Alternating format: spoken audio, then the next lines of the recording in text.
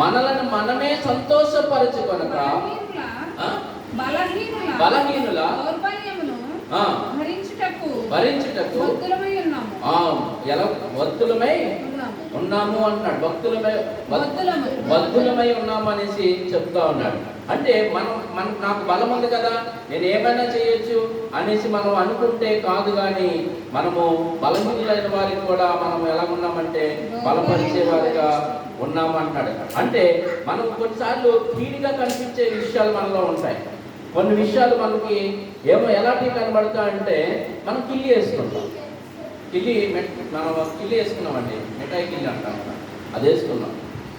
అప్పుడు నేను వేసుకున్నాను, అది వేసుకుంటే మీరేమనుకుంటారు? పాస్టర్ గారు అది ఏ కిల్లియో తర్వాత విషయం, మంచిదా చెడ్డదా తర్వాత విషయం. నా ఎదుర్కొంటారు మేము మా చూసేవాడు ఏమనుకుంటారంటే పాస్టర్ గారు కిల్లి వేసుకుంటున్నాడు కదా, మనము పాన్పరాకి నవ్వులతో ఏముందలే అనుకోండి. చూడండి, అది నాకు మంచిదే, మిఠాయి కిల్లి నాకు మంచిదే, నాకు మంచిగా చేస్తుంది, కానీ అందులో మంచిగా అన్నీ ఉంటాయి. కానీ చూసేవాడికి ఎలా ఉందంటే పాస్టర్ గారే కిల్లి వాడుతున్నాడు.